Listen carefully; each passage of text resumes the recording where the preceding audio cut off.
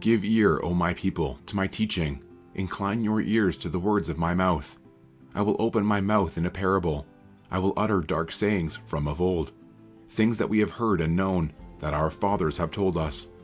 We will not hide them from their children, but tell to the coming generations the glorious deeds of the Lord, and his might, and the wonders that he has done. He established a testimony in Jacob, and appointed a law in Israel, which he commanded our fathers to teach to their children, that the next generation might know them, the children yet unborn, and arise and tell them to their children, so that they should set their hope in God, and not forget the works of God, but keep his commandments.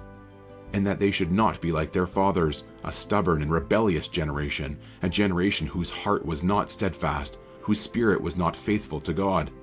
The Ephraimites, armed with the bow, turned back on the day of battle. They did not keep God's covenant, but refused to walk according to his law. They forgot his works and the wonders that he had shown them. In the sight of their fathers he performed wonders in the land of Egypt, in the fields of Zoan. He divided the sea and let them pass through it, and made the waters stand like a heap. In the daytime he led them with a cloud, and all the night with a fiery light. He split rocks in the wilderness, and gave them drink abundantly as from the deep. He made streams come out of the rock, and caused waters to flow down like rivers. Yet they sinned still more against him, rebelling against the Most High in the desert. They tested God in their heart by demanding the food they craved. They spoke against God, saying, "Can God spread a table in the wilderness? He struck the rock so that water gushed out and streams overflowed. Can he also give bread or provide meat for his people?" Therefore, when the Lord heard, he was full of wrath. A fire was kindled against Jacob. His anger rose against Israel, because they did not believe in God and did not trust his saving power. Yet he commanded the skies above and opened the doors of heaven, and he rained down on them manna to eat and gave them the grain of heaven. Man ate of the bread of the angels. He sent them food in abundance. He caused the east wind to blow in the heavens, and by his power he let out the south wind. He rained meat on them like dust, winged birds like the sand of the seas. He let them fall in the midst of their camp, all around their dwellings. And they ate and were well filled, for he gave them what they craved. But before they had satisfied their craving, while the food was still in their mouths, the anger of God rose against them, and he killed the strongest of them and laid low the young men of Israel. In spite of all this, they still sinned. Despite his wonders, they did not believe. So he made their days vanish like a breath, and their years in terror. When he killed them, they sought him. They repented and sought God earnestly. They remembered that God was their rock, the Most High God, their Redeemer.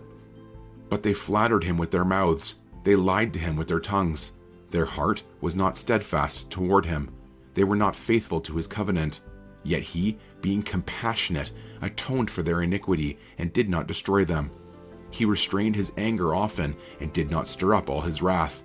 He remembered that they were but flesh, a wind that passes and comes not again. How often they rebelled against him in the wilderness and grieved him in the desert. They tested God again and again and provoked the Holy One of Israel. They did not remember his power or the day when he redeemed them from the foe, when he performed his signs in Egypt and his marvels in the fields of Zoan. He turned their rivers to blood so that they could not drink of their streams. He sent among them swarms of flies which devoured them, and frogs which destroyed them. He gave their crops to the destroying locust, and the fruit of their labor to the locust. He destroyed their vines with hail, and their sycamores with frost. He gave over their cattle to the hail, and their flocks to thunderbolts. He let loose on them his burning anger, wrath, indignation, and distress, a company of destroying angels. He made a path for his anger. He did not spare them from death, but gave their lives over to the plague. He struck down every firstborn in Egypt, the first fruits of their strength in the tents of Ham. Then he led out his people like sheep and guided them in the wilderness like a flock. He led them in safety, so that they were not afraid, but the sea overwhelmed their enemies. And he brought them to his holy land, to the mountain which his right hand had won. He drove out nations before them. He apportioned them for a possession and settled the tribes of Israel in their tents. Yet they tested and rebelled against the Most High God and did not keep his testimonies, but turned away and acted treacherously like their fathers. they twisted like a deceitful bow. For they provoked him to anger with their high places, they moved him to jealousy with their idols. When God heard, he was full of wrath, and he utterly rejected Israel. He forsook his dwelling at Shiloh, the tent where he dwelt among mankind, and delivered his power to captivity, his glory to the hand of the foe. He gave his people over to the sword, and vented his wrath on his heritage. Fire devoured their young men, and their young women had no marriage song. Their priests fell by the sword, and their widows made no lamentation. Then the Lord awoke as from sleep, like a strong man shouting because of wine. And he put his adversaries to rout. He put them to everlasting shame. He rejected the tent of Joseph. He did not choose the tribe of Ephraim, but he chose the tribe of Judah, Mount Zion, which he loves. He built his sanctuary like the high heavens, like the earth, which he has founded forever. He chose David his servant, and took him from the sheepfolds. From following the nursing ewes, he brought him to shepherd Jacob his people, Israel his inheritance. With upright heart he shepherded them, and guided them with his skillful hand. O God, the nations have come into your inheritance. They have defiled your holy temple. They have laid Jerusalem in ruins.